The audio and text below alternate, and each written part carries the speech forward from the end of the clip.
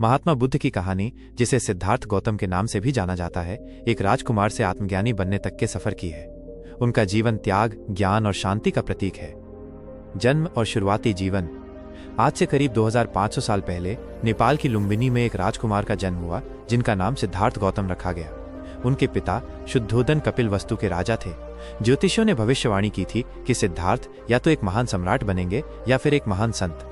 राजा शुद्धोदन नहीं चाहते थे कि उनका बेटा सांसारिक जीवन को त्यागे, इसलिए उन्होंने सिद्धार्थ को महल के अंदर हर तरह के सुख सुविधाओं में रखा और उन्हें कभी भी दुख, बुढ़ापा या मृत्यु जैसी कठोर वास्तविकताओं से परिचित नहीं होने दिया। गृह त्याग। सिद्धार्थ का विवाह यशोधरा से हुआ और उनका एक पुत्र भी हुआ, जिसका नाम राहुल था। एक दिन जब सिद्धार्थ महल के बाहर निकले तो उन्होंने 4 दृश्य देखे।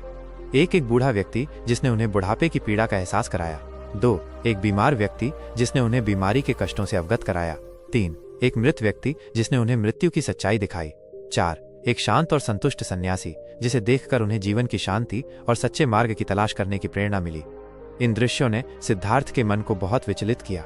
उन्होंने समझा कि जीवन में सुख के साथ साथ दुख भी है और इन दुखों से मुक्ति पाना ही असली शांति है। इसलिए उन्होंने 29 साल की उम्र में अपनी पत्नी, पुत्र और राजसी जीवन को त्याग दिया और सत्य की खोज में निकल पड़े। ज्ञान की प्राप्ति। राजमहल छोड़ने के बाद सिद्धार्थ ने कई सालों तक कठोर तपस्या की। वे कई गुरुओं के पास गए, लेकिन उन्हें कहीं भी अपने प्रश्नों का उत्तर नहीं मिला।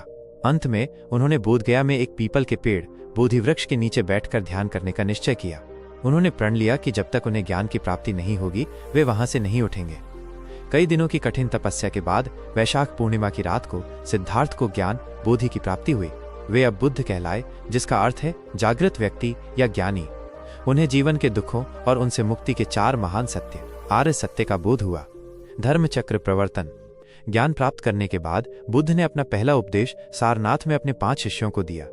इसे धर्म चक्र प्रवर्तन के नाम से जाना जाता है।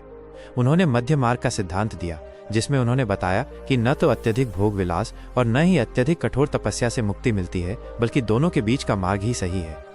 बुद्ध ने अपने जीवन के बाकी 45 साल लोगों को ज्ञान और शांति का संदेश देते हुए बिताए। उन्होंने अहिंसा, करुणा, प्रेम और त्याग का उपदेश दिया। उनके उपदेशों ने लाखों लोगों के जीवन को प्रभावित किया। 80 वर्ष की आयु में कुशीनगर में उन्होंने महापरिनिर्वाण प्राप्त किया, यानी शरीर त्याग दिया। बुद्ध का जीवन और उनके उपदेश आज भी पूरी दुनिया में लोगों को शांति और सच्चे मार्ग पर चलने की प्रेरणा देते हैं।